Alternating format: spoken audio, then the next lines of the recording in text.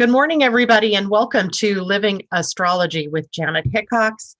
Grab your cup of coffee or your tea, sit back and let's chat about what is happening up in the sky above us today, October 27th, 2020. We are slowly, I was going to say slowly, but we're not really going very slow. We're pretty much seemingly racing to the end of the year, although some of the transits in the sky appear to be slowing us down. The time seems to be flying.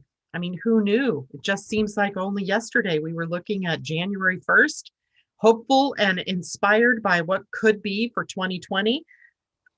Only things got weird for 2020, right? And here we are in the last quarter of 2020. And what are we doing now? We are attempting to settle in with a new reality, and we are looking at the possibility of rebuilding, regenerating a more sustainable world and your part in it, right? Creating more sustainability in your own life, more resourcefulness.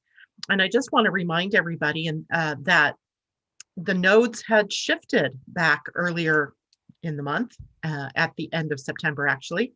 And those nodes shifted, creating a new evolutionary impulse, if we will, running through our systems and our human design. And that new energy is about integrity and sustainability, right? These are themes we started out in 2019 with. And here we are again, expressing what it is to be in integrity and how it is that we can be sustainable, both in the larger world, right? The global world, our national world, our community level, but as well as us as individuals. What is it going to take to create sustainability?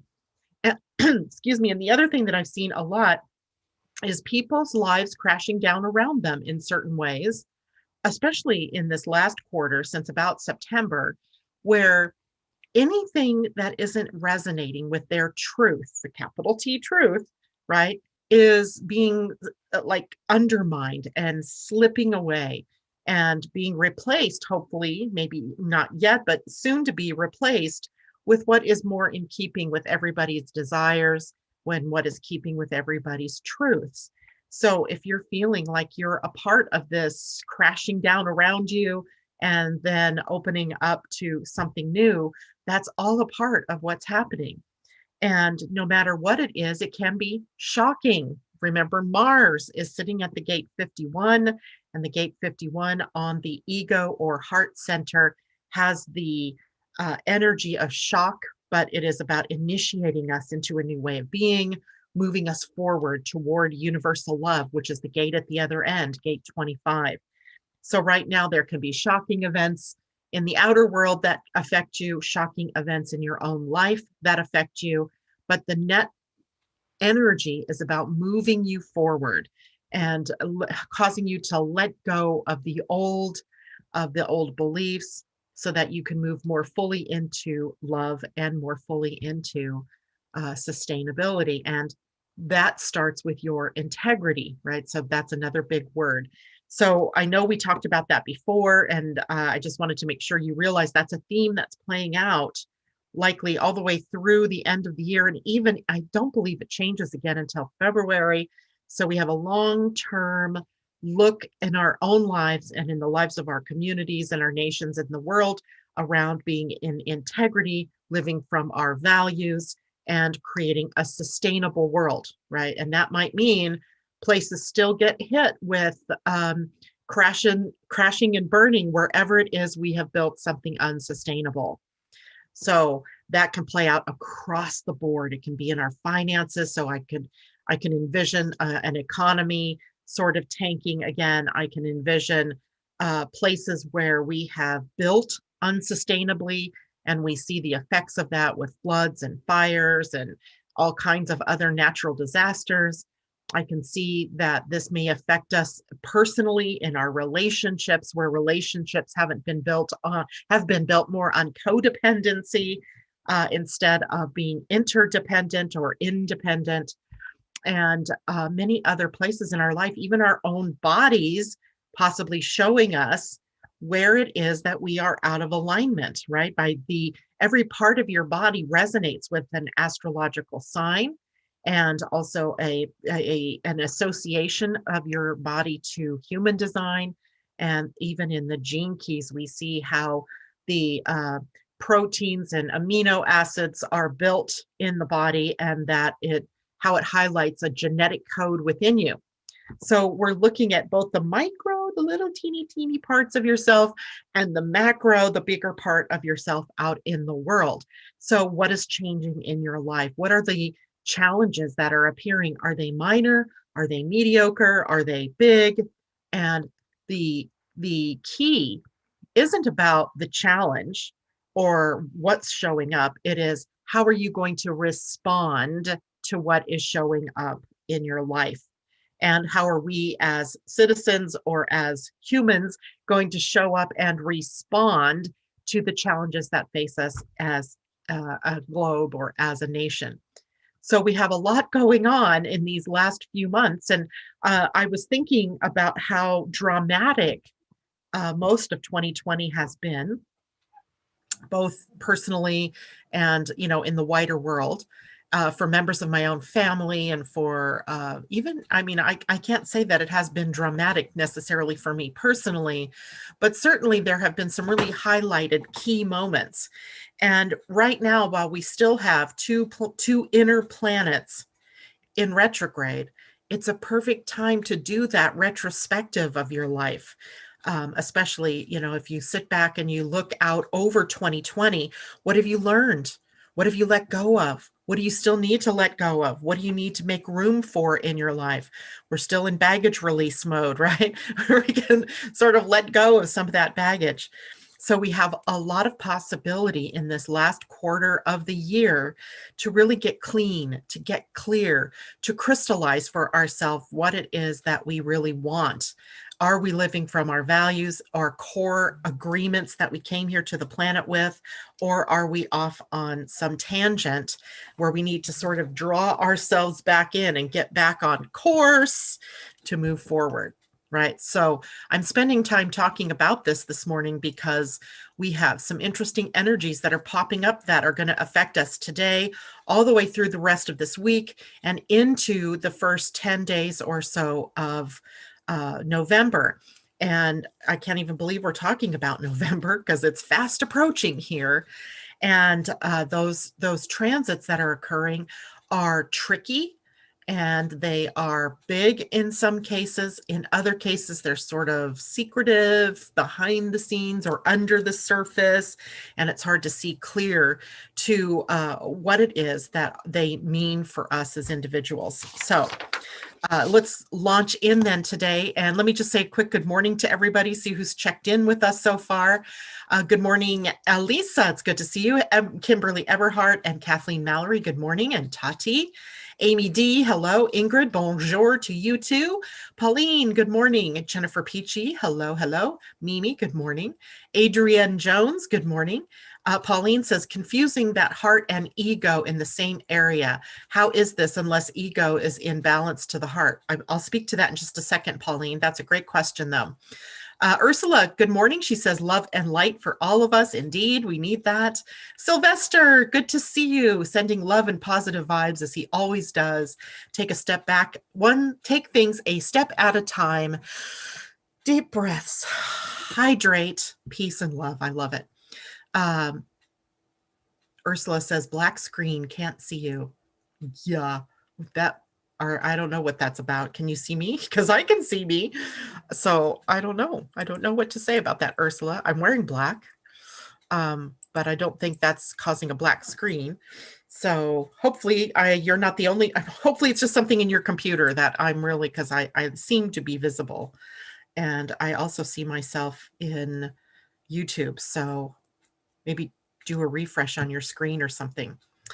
Okay, Tammy Smith, good morning to you. And Kathleen says, I see you. I see you too, Kathleen. And Amy Energy, good morning. So I want to go back to Pauline's question before I jump in because it was a good question. She's confused that the heart and the ego are in the same area. And how is this unless ego is in balance to the heart? Well, in order to answer that question, I'm actually going to pull in a human design chart so we can take a look at that.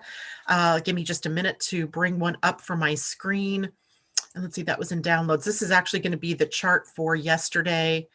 Downloads. Yes, there we go.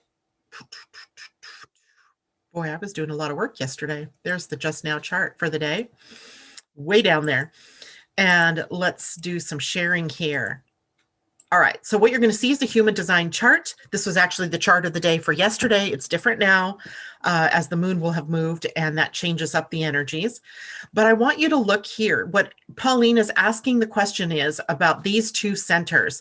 One is our identity center, that white diamond in the middle, or it might be yellow in your chart. About 50% of the population has that center defined, which means it's yellow. The other half of you have it open, which it means it's white. In the identity center, it is the core of who you are, right? It's the core of your identity. It is the soul. You could almost say it is the true heart of who you are. And it is an energy center that draws to us, right? It is a one-way magnet, a monopole, we call it. So we call it the G center, the gravity center, sometimes because it has gravity, but it's got one way. It's pulling things to us. People, experiences, challenges, opportunities all come to us via that center because it's the center that is sure to draw to us the things that are going to help us evolve and move up the spiral of consciousness. Now, at one time in our evolution as humans on the planet, we were a 7-centered being as opposed to a 9-centered being. So what was different is we had a spleen. We didn't have, what was the other set? The emotional center wasn't as defined, and the heart and the soul center were one. So we had 7 centers, and then long about, I'm going to say right around the Renaissance time, the time where we began to really become more scientifically thinking, mathematics, science, physics, all of those things began to really push us forward into even the industrial age. There was this split dynamic that happened where the ego center or the will center or heart center, we call it many different things, split off so that we as humans could begin to feel the individualized energy. So it's not that we didn't have an ego before. It's not that we didn't have a will center before. It's that it wasn't dominating our reality. So when we have this will center or this ego center split off, it means that we were learning how to be both a soul and a group mind, perhaps like a part of a bigger tapestry, as well as becoming the individual expression of who it was that we were here to be and what it was that we as individuals were here to do. But we have this channel that brings the two back together. And every once in a while, we have that whole channel defined. For me, for example, I have the gate 25 defined. So right now with it transiting Mars at 51, though that channel is completed. Some of you may have that set up in your charts too. And at other times we have transiting planets at both gates that draw these two together. And it's where we're challenged by our willfulness, our competition, our needing to see ourselves as in unity versus ourselves in separation.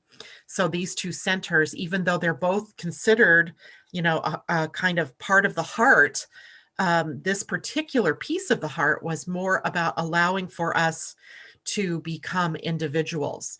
And in that, though, we've misused this energy quite frequently in productivity and in competition and in compromising ourselves, trying to be something that we're not. So for about 7/8 of you, this is an open center. And about 7/8 of our population are artificially engaged in the quest for resources, the quest for things that they don't even think that they don't even know that they want, or things that they don't want. And so that particular center can get us caught up in becoming somewhat forceful in pushing ourselves out there into the world and doing things that aren't necessarily correct for us. So this can be a big source of burnout, a big source of anxiety, and a big source of people living their not truth, right? They're not self. We used to say in human design, now we don't say that as much, but essentially living out their conditioned responses to the world instead of living out their truth.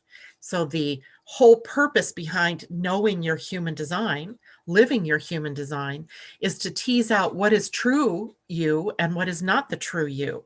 What is that is being artificially conditioned by the people in your lives, by the transits of planets that you can tap into in the short term to gain wisdom, but not that you should live by every day as if it were your own energy. But you cannot do that if you do not know who you are first. So it's so super important to get a human design reading, whether from me or anybody else for that matter. I know a lot of people now are very interested in this self-study thing, but trust me when I say you cannot literally pick apart your human design one piece at a time and hope to really understand how the parts go together. You can learn some about it, but you really need to have somebody objective enough to look in and say, this is how all of this plays together. So getting a human design reading, taking human design courses, those kinds of things can be very helpful, but it all really begins with that personalized reading where someone can help you really see the truth of who you are. Now, Pauline, I know that's sort of the long way around. I hope that answered your question. I know it's confusing, but the high side of all of that is to live your truth, right? Live where you're being pulled to go and doing the things that you love to do, etc. Good morning, Andy Girl and Debbie Tibbetts-Tumiel, and Tammy Smith says, I can see you too. Thank you very much. Ursula, refresh screen worked. Awesome. Good. Amanda J, good morning all. I wondered why I missed the show yesterday. Here in the UK, we put our clocks back at the weekend. I've just realized. We put ours back on Sunday, the 1st. So we'll be going back too. And then it'll be all normal again, Amanda, but just for this little bit of time, we'll be off. So thankfully you found us. Ingrid, just love the evolutionary perspective human design offers. And when I share it, it's so fascinating. Thank you. Just brilliant. You're so welcome. And it is interesting when you look back at our history. And I wonder, 20 years from now, when God knows I'll be 80 in 20 years, what is this time period that we're in going to look like? How much further will we have gone? How much more will we see our true selves, right? How much better will that view be? So it's always fascinating just to even look back 20 years. But, when we look back, that's, 400, 500 years ago, right? So that's a lot of time, almost 600 years now, right? To go back all the way to the 1400s. And in the Mayan calendar, one of the things that we saw very clearly, and even the Pleiadians would probably agree, that in our experience of time, which is a construct, remember, it's not really true. In our experience of time, it appears to have sped up, where what used to take 400 years to happen now can happen in about 9 weeks period of time.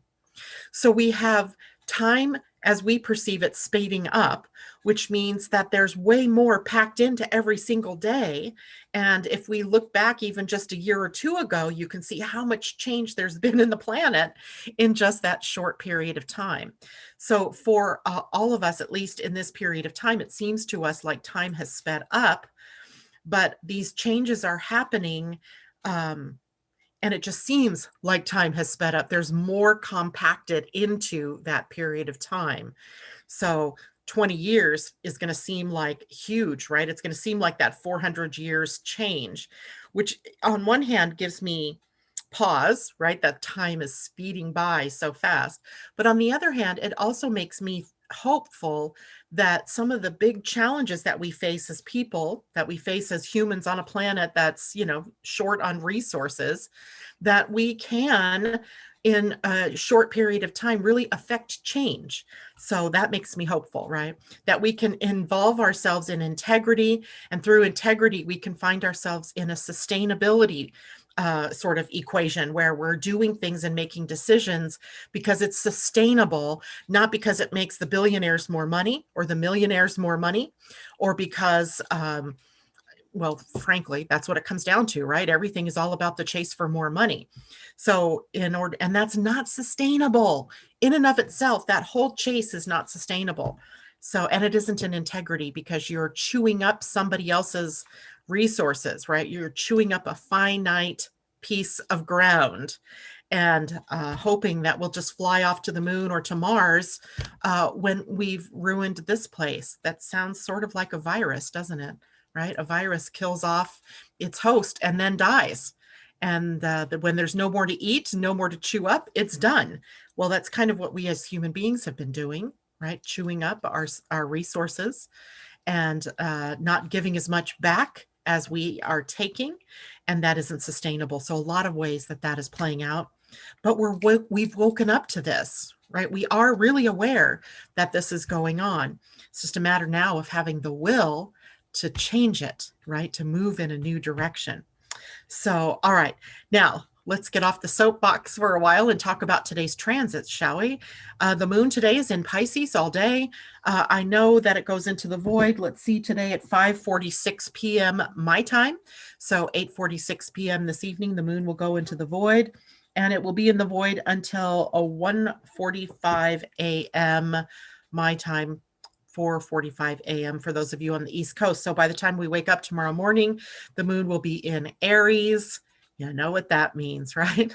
Aries, that means things are going to get a little more conflictive as we move into the later part of the week, as the moon will be moving through Aries, squaring the planets eventually that are in Capricorn, and opposing the planets that are in Libra. And there isn't anything in Cancer right now. So it kind of leaves us with the moon making off and on T-squares, which can be very challenging. So the last couple days of the week might be more challenging than today. Today, we actually have a really nice blend of energies with the moon in a conjunction to Neptune. That makes things a little foggy, a little dreamy, but it's very much more a spiritual sort of day, one that we can be speculative about things like, where am I going to go? Who do I want to be? What's my truth? What do I want to create? What's my dream? And how do I want to get there? Where do I want to go? All of those questions. Very spiritual when we come into a connection with Neptune, albeit a bit dreamy and a bit hard for us to understand one another, and sometimes nodding off, thinking that you're, talking about one thing, like my mind right now just went wandering off in a different direction. So things happen that, cause us to kind of lose focus a little bit, and then we can snap back into reality. So we're kind of plastic or elastic. We're elastic right now, where we can move between the realms of the physical and the spiritual. So that can be a very good thing, unless you're operating a vehicle or heavy equipment. It can make for a dangerous combination there. So we have to work a little bit to stay focused on what it is that's in front of us. But at the same time, when we don't have to be focused on what's in front of us, we have the elasticity to dream and sort of flow through creative and imaginative energies. Now, the other transits of the day are all sextiles, from the moon in Pisces to Jupiter, to Pluto, and to Saturn. So we have really good connections today between the moon and the planets that are sitting in Capricorn. With Jupiter today, it favors the simple, right? The more simple, the better. The simple pleasures in life, right? The feel of fabric on your skin, the warmth of the air, the smell of candles, being in love, gratitude, appreciation for all of the little things. In fact, the biggest bang for your buck today is in the small, not in the gigantic, right? So be in appreciation and gratitude. A smile can go a long way on a day like today when the moon is in a sextile to Jupiter. Even the sextile to Pluto is a good one, right? This is like you're hardly ever going to hear about the good things with Pluto because it's often our fears that pop up with the moon moving through Pluto or moving into a relationship with Pluto. But today we have easy power. And what I mean by easy power is that it's real simple for us to really call up our strengths, to really lean into our wisdom and our knowing, our intuition, even being in a way sort of prophetic about what things need to be done. And we don't need to be flashy or pushy about it because cooperation is favored here and the creation then of win-win situations, which is a huge Libra theme, right? Libra theme. And even though we're not dealing with Libra and Pluto, Pluto can sometimes take on that win-win, right? Especially in a sextile.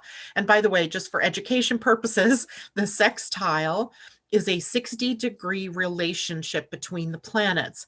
And the 60-degree relationship means that these two planets, Moon and Pluto, even though they seemingly are different, right? The Moon, very emotional, soulful, and Pluto, ruler of the underworld.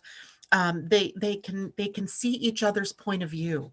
They each have tools and skills that are interchangeable, so they work well together. So that's why these are easier energies. They're talking the same talk, right? They understand the need to go within, right? The moon and the womb connection, Pluto and the underworld taking us through the darker, the deeper, the more feminine energies.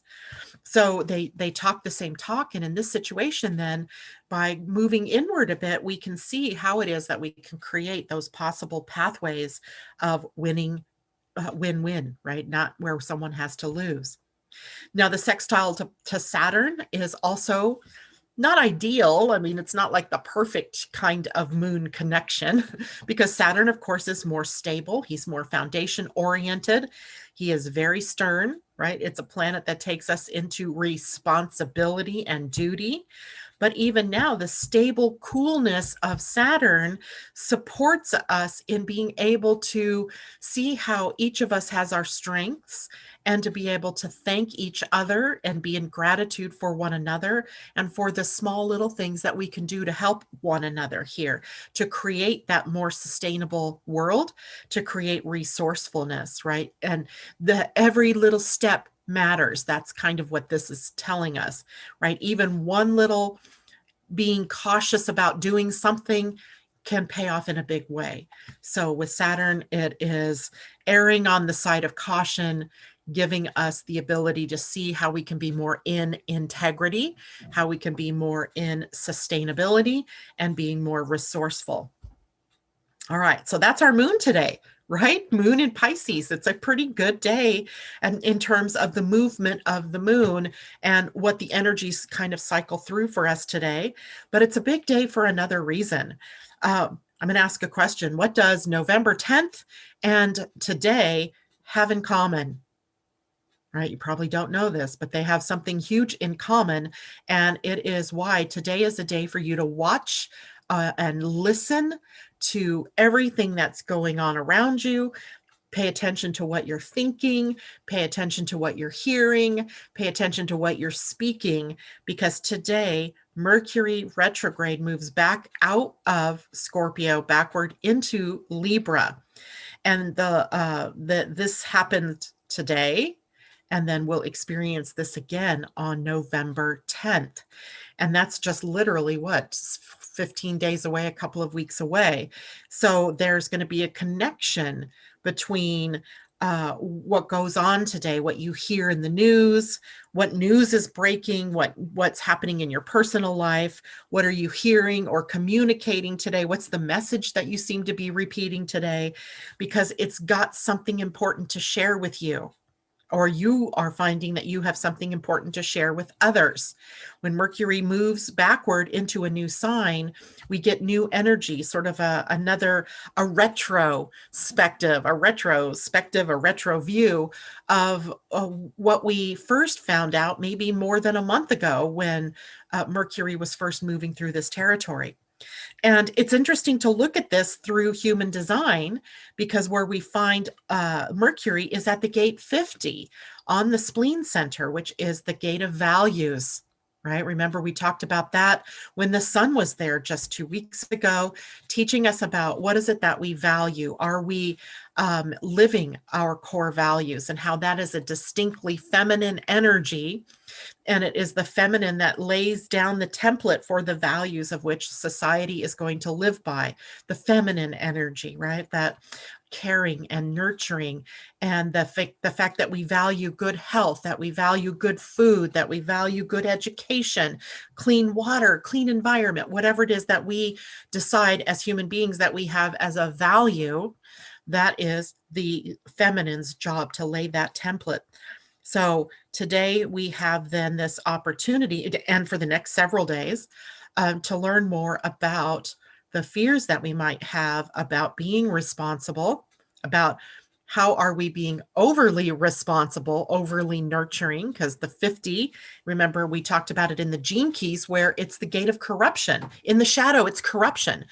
Not corruption like people who are shysters and doing, terrible things out there in the world, but corruption where there's a misread in the message, a corruption in the code. Something didn't get copied over exactly right. So we're missing something, right? There's a blank here, like a tooth missing in your zipper, and we have to heal it somehow. And so the shadow energy may take us into what is corrupted, right? What have we not been living in completely honestly, or in complete alignment with our values, both individually, as a family, as a community, as a country, as a world, a globe? How are we not living in that value? You can see how this plays into the themes that I talked about when we first started here this morning of integrity and sustainability. Right now, there just seems to be this real drumbeat for us to really get in alignment with what it is that we value. Putting your dollars behind that, putting your efforts behind that, that of which you value. Mercury in Libra is the 3 C's. Cooperation, collaboration, co-creation, i.e., we're leading to a world here where we are all seeing ourselves as a part of the solution, and that we also recognize we've been a part of the problem. But if we cooperate, if we come together, if we cooperate, co-create, and collaborate, we can go much further than when we are pulling ourselves in opposite directions, which has been the case on the planet for a while. This problem, or this retrograde back into Libra may have a problem for us, or create us a problem, which is about slowing down our thinking, slowing down our decision making. Now, we were already in the slower thinking part, right? That didn't change too much even between Scorpio and now Libra, but it does slow down our decision making because Libra wants to see all the sides of everything, right? It's looking at all the facets of something. So it may slow our decision making down. That may feel very unnatural for some of you. For others of you, it may exacerbate a problem already in slow decision making. But right now, it is all about the rethinking, reevaluating, retraining, reimagining, recreating, all of the things that we can really slow down enough to take a view from the past and make a new decision about what we want to do. Rethinking all of our relationships, because Libra is a relationship sign. So we have a lot of things potentially happening for us in this very short period of time, just 10 or 15 days here of this happening. And when, let's see, we have Mercury in, here's my November. Here we go. Mercury on the 3rd, on election day, of course, goes direct. And then hits up Saturn and then hits up Scorpio again on the 10th. So again, on the 10th, it's sitting right here at the crux of the gap between Scorpio and Libra, right? So today we'll have definite echoes from from November 10th. So I don't know if that means like there's a news story today that we hear that has an echo then. It'll be interesting in the US to see how all of this plays into the election, as we have a presidential election here on the 3rd. And that's the day that Mercury turns direct. And it will be at 25 degrees of Libra that day as it turns direct, kind of hanging there in space until it gains some speed to move forward. So we call it a station, right? A stationing, which means it's just kind of hanging there before it picks up speed and starts to move. Of course, that's just from our point of view. It doesn't really happen that way. But from our point of view on Earth, that's what's happening. And so it'll be interesting, right? Pay attention. Maybe journal these next couple of weeks to really get some clarity. You know, journals are great, not only for being able to write out what you're feeling in the moment, but to be able to go back when I say something like check today's date, you know, back on November 10th, you can go backwards and see what was going on October 27th and from the 28th, the 29th, 30th, 31st, etc., to see how it has an impact in your life. So it's just kind of fun to do that, right? Also today, Venus is entering Libra from the other side, right? Mercury's backing up through the 29th degree, then, you know, eventually to the 25th degree. Venus, however, at 0 degrees, moving into Libra, where she will be until the 21st of November. So she'll be here in a sign that she's very empowered in. This is a sign she rules. And Venus in Libra is about our relationships. So love and romance and charming one another. Relationships and our values are highlighted during this period of time. She's very comfortable here, so things tend to work pretty well for Venus here. But I would also say that what we desire when Venus is in Libra is affection, is companionship, is love, is romance. And if that's not happening within a relationship, then it can be a more negative experience for you. It can show you where maybe you've compromised too much in a relationship, where it isn't a win-win anymore. Libra has a tendency to give it all away, right? To give the farm away. So, and compromising their own values and their own path forward in order to make other people happy.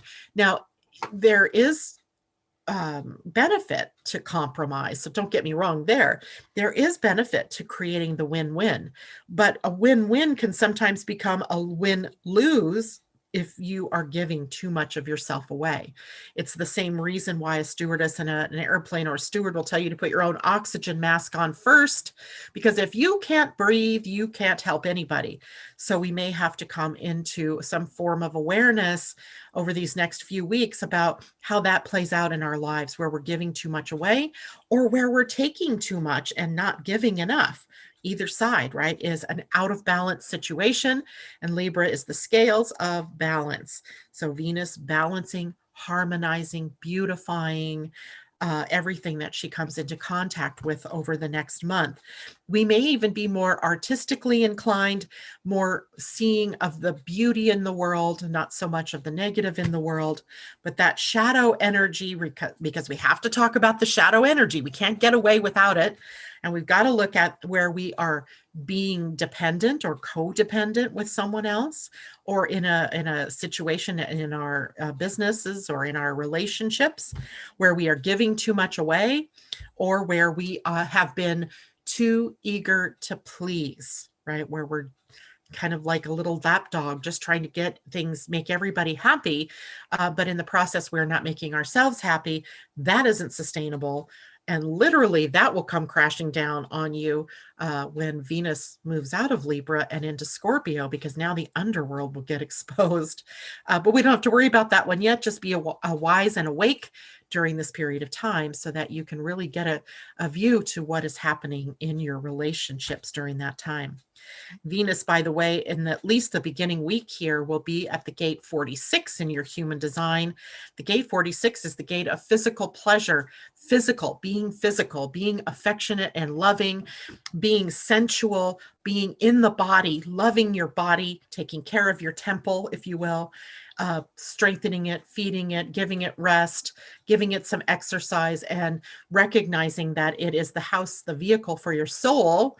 So we have Venus highlighting all of that very physical connection, right? Giving hugs, clasping hands, putting arms around one another. Those are the feelings that the physical craves during that period of time. But it's also sort of where luck happens. The gate 46 is really interesting because when you're in the right place at the right time with the right people, awesomeness happens. It's like fortune smiles on this particular gate. So Venus may be creating luck for us for the next few days. Maybe even, let's see, how long is she at 46? She's at 46 through the 30th before she starts moving through all the fear gates of the spleen, which I did mention yesterday. So, or maybe that's part of the webinar that we're going to be doing. Either way, you look at it, we have these few days to really gain that physical affection, to really feel good in our bodies, taking care of our bodies before she starts to move through the gates of the spleen, following up with Mercury, who's also moving through there, and the sun, who is also moving through there, and helping us to see where our shadows are, triggering all that shadow energy. All right, so how's everybody doing out there? I'm not sure if Ace is with me this morning. There she is. There you are. So let me back up here and take a look at some questions. Good morning, Christine Buckingham. Thank you so much for reminding everybody to please hit the thumbs up button, hit the subscribe if you have not done so yet. I'm wondering where we are. We're 552 subscribers. Oh my gosh, we're getting there. Thank you, Andy. And Pauline says, will and ego make sense? Thank you. And the history of human design. Pauline, so cool. Lately, my teachers, my age, I guess. I'm a late bloomer as usual, but right timing, right? If you have the 6th line profile in your human design, then you are a late bloomer, right? You're eternally youthful. So take pleasure in the fact that you are a late bloomer. You're young at heart.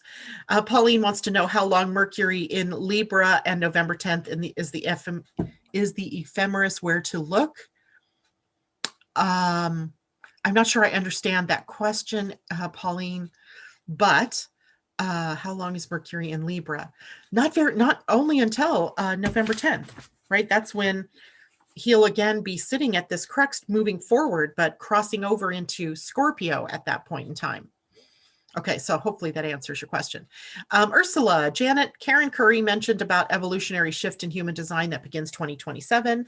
Any comments on this? I loved the new names for the 5 types, which you shared earlier.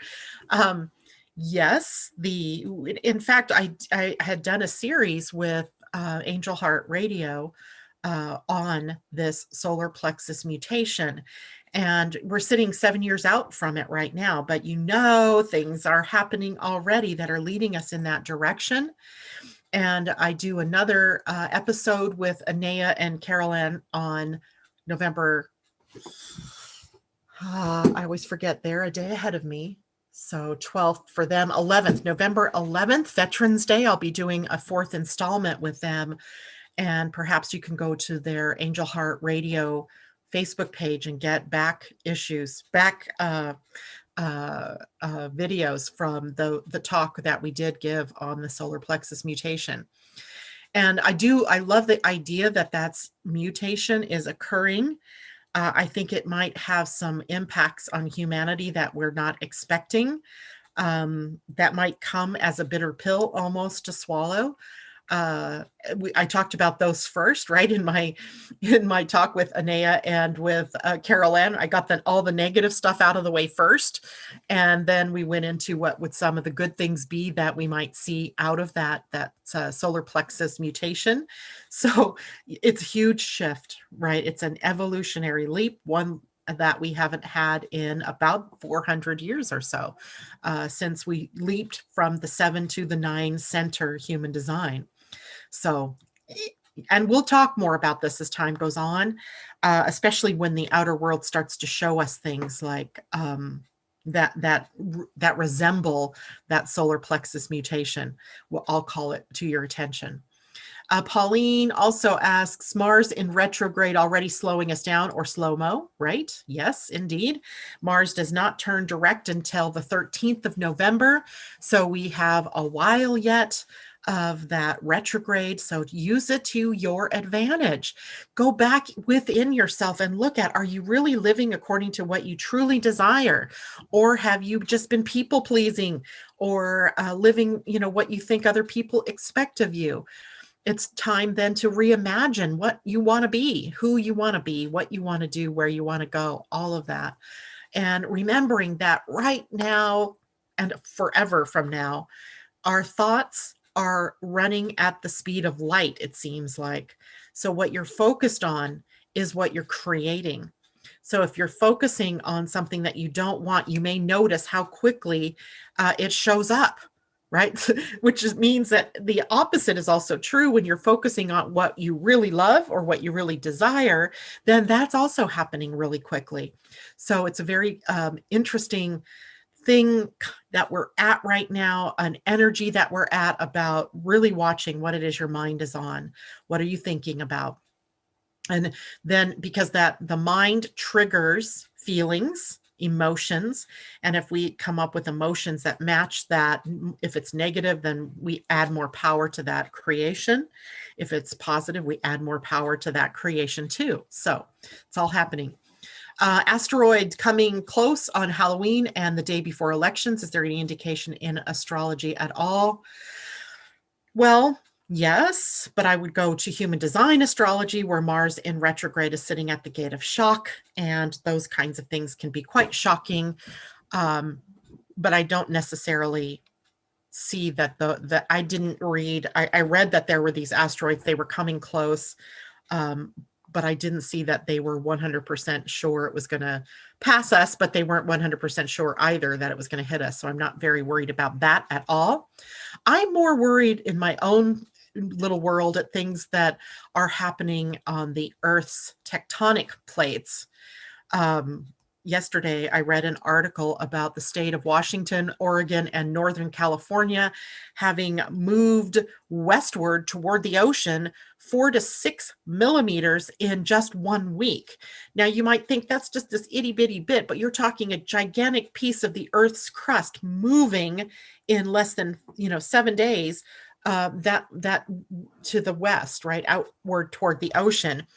And that makes me worry about the spring back, right? Because what's right out there off the ocean for us is a subduction zone. That is where the oceanic plate is being chewed up and sinking underneath the North American plate. So I'm thinking, is it like big earthquake? Is it volcanoes awakening here along the Cascades? I don't know, but I'm more worried about that, I think, than I am from an asteroid.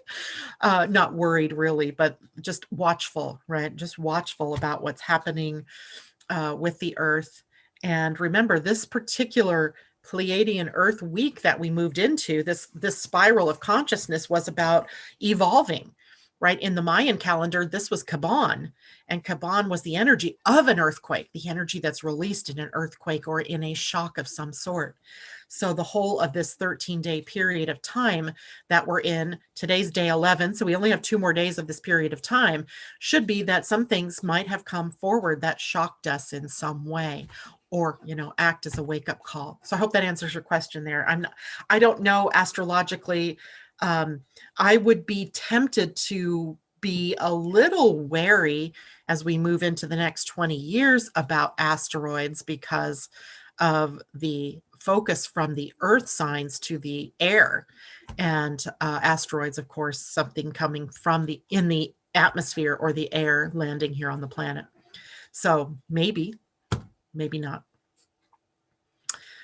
Good morning, Monique Alexander, and hello, Christine says truth. Ursula, November 11th equals 11/11. 11/11 is a 22 plus 4 is 26. So it's actually an 8-day 1111 doesn't play much in it.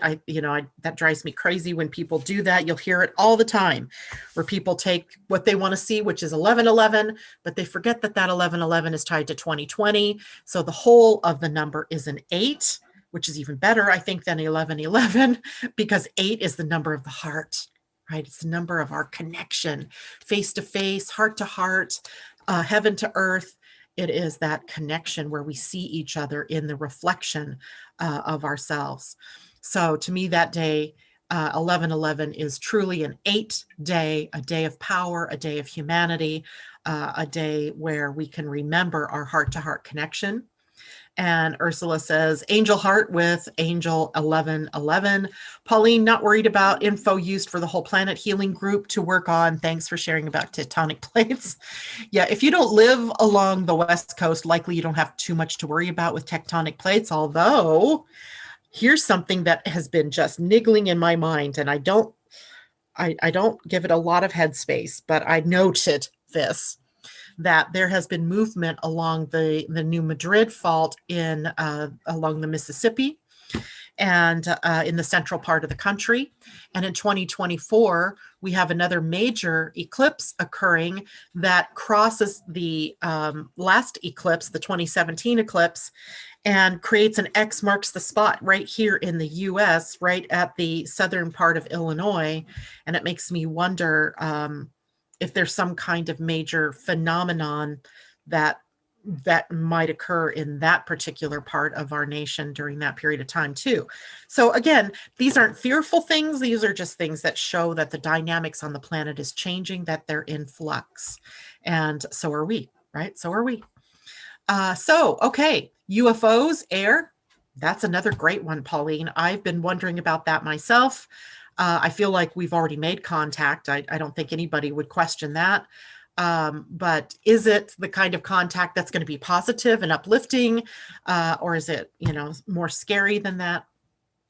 I don't know, but it's a possibility, especially as we begin to go more far afield. Did you guys read the article yesterday about the moon definitely having H2O water, right? That's an amazing find.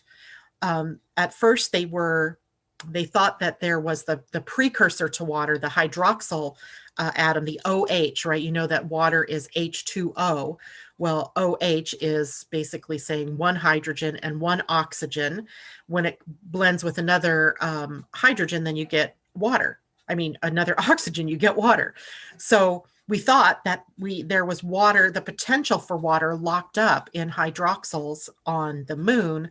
But now we know that that's actually water that's locked up in ice, basically, and in the rocks. So the potential then for us to be able to, use the moon as a base to be able to go further into space is really high.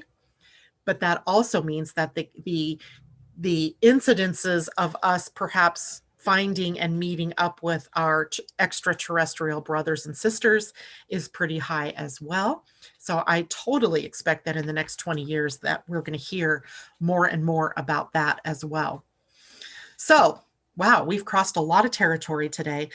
Let me end this morning by telling everybody about the Pleiadian-Earth energy of the day, because today is Illuminating Day. So we've turned the light switch on today. It's a day 11, and it's all about the light, what's coming to light, what do we see reflected to us in the light. So something illuminating our day. That is the universal energy of the day. The earth energy of the day is remembering, and remembering energy is about seeking peace, seeking communion with one another, being cooperative, being diplomatic. It is an energy that in the negative can become overly compromising. Sort of sounds like some Libra energy, right? So we want to be careful that we don't give away the farm, but we also want to be sharing of ourselves with 11 remembering energy. So seek balance and seek harmony and seek the path of love in all instances today. That is the way the energy is flowing. And our true integrity, I suspect, is love. Right? Love energy. And our true sustainability comes when we remember that everything is linked to love. All right. Last questions. Anybody, anything? Let me know here. Also, yesterday, Asa, lovely, lovely Asa, thank you so much for doing this. She made a new channel, I guess, or playlist of on the Living Astrology YouTube channel for the lessons in the houses of astrology.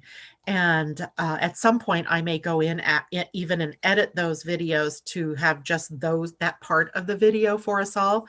But in the short term, as she's done that, she's also put timestamps on them. So if you need to, you can go into the description part of which is just under the video, and you can find the timestamp for the houses if you want to find something out on the third house. For instance, Adrienne, I think yesterday was doing that.